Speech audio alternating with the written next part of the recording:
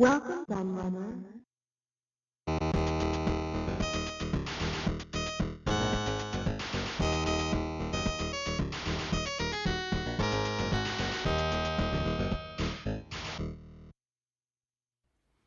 Hey everybody, Kieran aka the Retro Computers here, and I've got a pretty special video for you today. And you've probably already seen the title, but I've managed to bag myself a Vega Plus handheld. So I think this is going to probably be the first proper in-depth review on YouTube. So prepare yourself. I'm sure you've already heard a lot about it. You've seen all the reports from the backers who have received theirs, and they're overwhelmingly negative views about it, and now you get to see a little bit more. There's still a lot of questions people seem to be asking, and so I'm sure there's going to be a lot of people pleased to actually see this video and see what it's all about. Now, I don't usually do unboxings, as people who watch my channel know. I'm not really a fan of doing the whole unboxing thing, but with this I think it's more than appropriate, because one of the things that people have picked up on is how shoddily it's been packaged and arrived with people. Now, what you can see in front of you now is exactly the box that it comes in. I have all it's been done is it's been opened. I've not touched any of the inserts or anything like that, so you can see exactly what it's like. I did take it out the box to have a little play on it, and I put it back in again so you can see. So yeah, it just comes in this plain black box, no logos, no stickers, nothing, just a plain black box that's probably just been bought from, I don't know, Staples or somewhere like that. They probably bought a job lot of them for cheap. The only thing that was in it was a shipping note in the plastic bag on the top. So when you open it, all you get inside is the console sitting in the box like that on a black sheet of paper.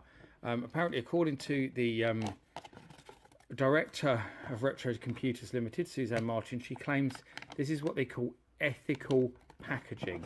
Now, this weird black bit of paper that's in here, it's like tissue paper or something, doesn't even come out. It's stuck to the box, so it doesn't provide any kind of protection for the console at all. Doesn't stop it getting scratched or damaged. It was literally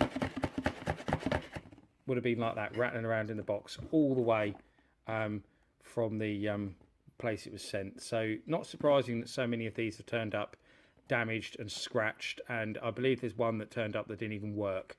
So I'm not really surprised to hear that at all. So let's have a look.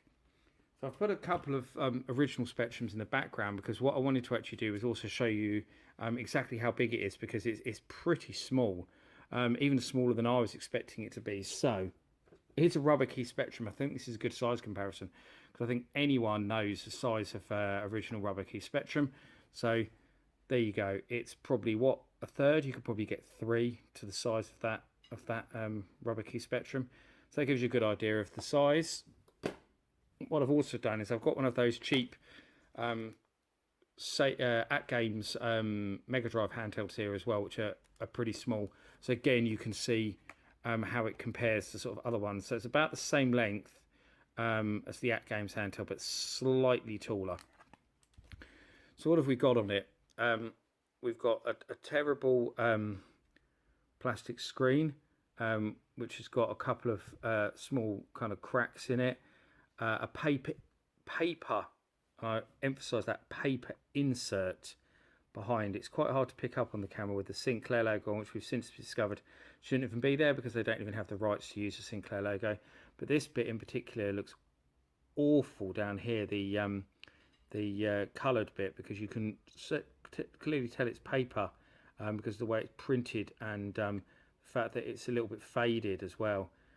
So yeah, that's the first thing. We've got this joypad. As you can hear, it doesn't make any noises at all.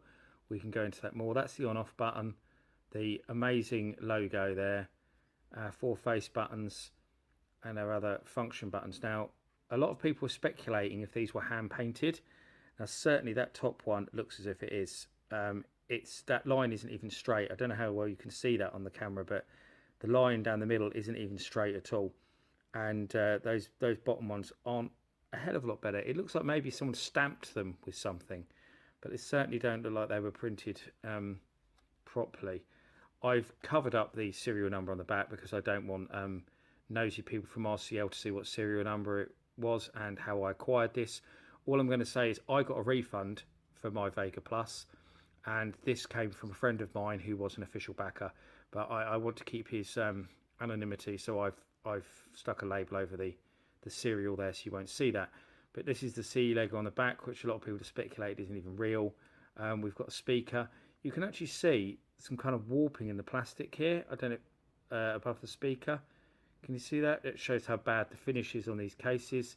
There's lots of other odd blemishes. This edge here as well, especially there, is quite sharp. The edge of the case is quite sharp in places, which is pretty bad as well. 4 normal screws. I'm not going to take it apart. There's some pictures actually online already in the Facebook group that show what the insides look like, so I'm not going to do that. I'm not going to do a tear down. That's not what my thing. So on the top here we've got the volume on and off, the headphone TV socket, USB for charging, a micro SD card slot, which a lot of people are saying doesn't even work, reset button. I haven't tried a micro SD. I haven't got the time to do that. I was keen to get this review out.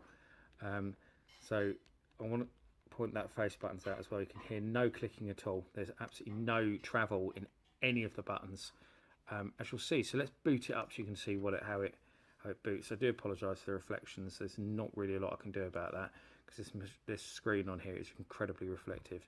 So you do have to look at my ugly mug. So you see the power light there came on for a brief moment, and then it kind of goes off, and then it comes on again, and it flickers a few times, strangely. But that's the screen. The screen tends to flicker now and then. It will flicker for a while, then it will go solid again. Then we'll see some more flicker. It does boot fairly quickly though. Right, I don't know if you can see how hard I'm having to press on this joypad to actually even get through the menu. So there's a Hall of Fame. So you can see a bit of that.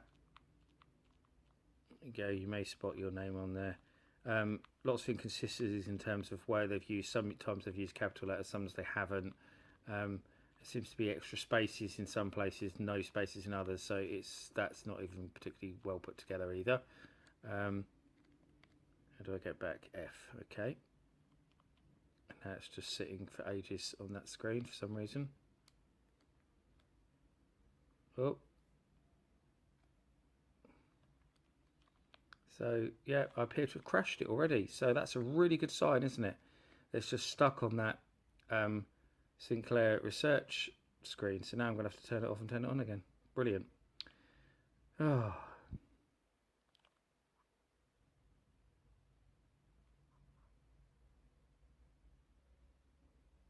No, it seems to be taking ages to come on. Oh, there we go. So let's have a look at the games list, because a lot of people are interested in this. So we've got, that's all of the games on here. 1994, Albatrosity, Banger Management, Batteries Not Precluded, Bite Me, Coracle, 5 Egghead games. A lot of people are speculating there'll be about 1,000 of those. Haunted House, Izzy Wizzy, Loco Bingo, Morty Vicar, Nifty Lifty, Quantum Gardening, and Slubber Gillian or something like that. And then whatever that's not even the one at the bottom. So it says you can mark games as favourite, but when that's your entire games list, what the hell's the point? So again, the ferocity that I'm having to use to get that D-pad to even move is ridiculous. I'm hoping this, if I do it like this, you might be able to see that the limited amount of travel in that. And I have to say, I'm already, just after doing that, my thumb is in agony. It has to be the most horrific joypad I've ever used in my entire life. It is awful.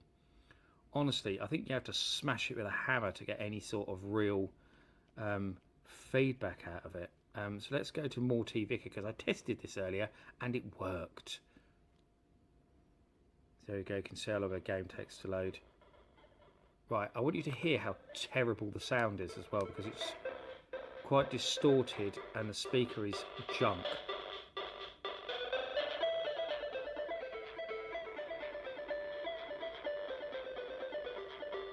There we go. It's got a terrible tinny sound to it, and it sounds slightly distorted. Right, so let's start the game.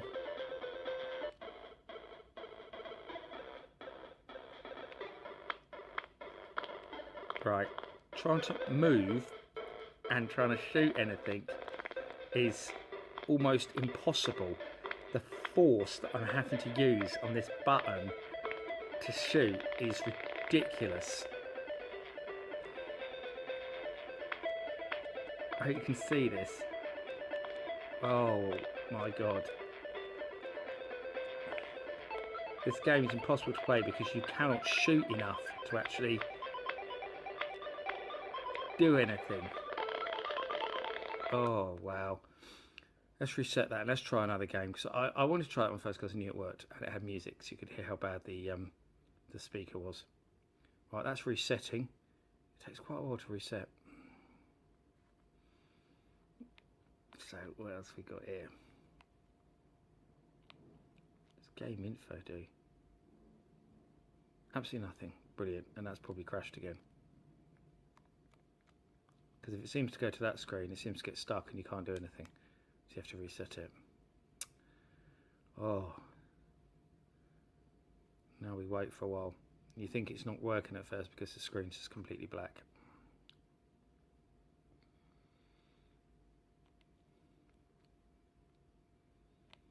So let's put an egghead in. So try that one. Egghead 1. I think I remember playing this. I think this was on a Crash cover tape, if I remember rightly.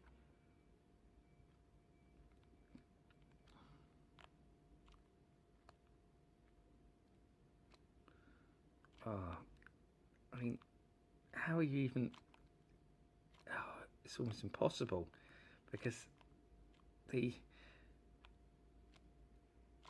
It's just no response. This game seems to be completely silent as well. It doesn't seem to have any sound. Wow. I mean, how are you supposed to play any of these games when the buttons don't even respond to simple presses? Just noticed this as well. I don't get it to focus on that S button a moment. There's some like odd black dots around the edge of the button. I'm not sure if it's going to pick it up very well on the camera. But basically, it's not printed on properly. The F isn't centered either on that top button, as you can probably see as well. The buttons are absolutely shocking.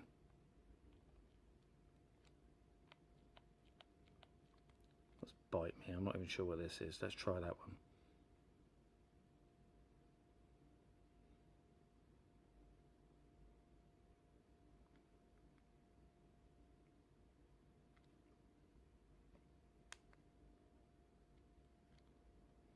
Well, that appeared to be it. There's no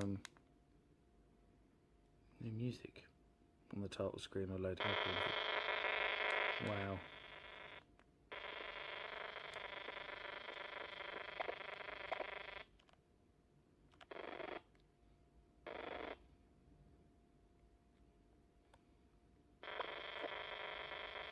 Oh, again, this is just painful. Trying to do anything.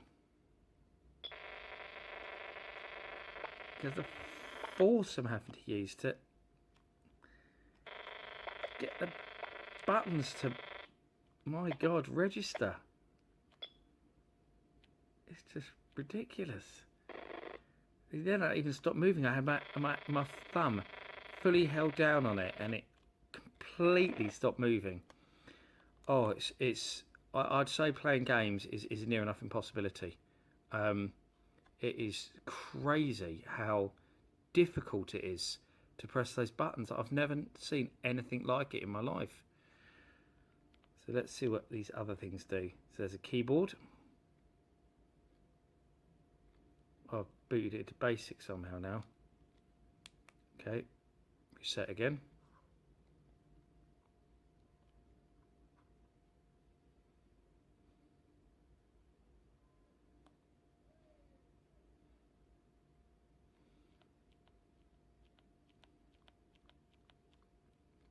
Settings, so battery not charging, battery level, sound, audio speakers, brightness level, contrast level. So you've got those there.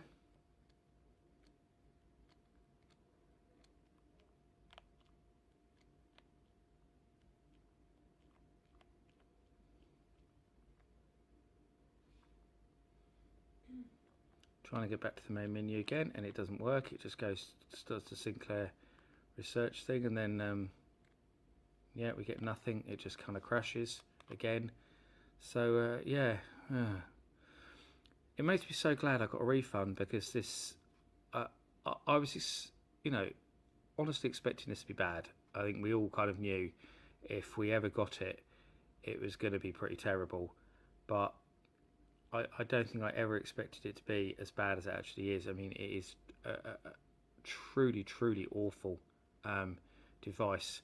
It's uncomfortable to hold. The build quality is terrible. This plastic screen cover is just, oh, it is so awful. I don't really know what to say.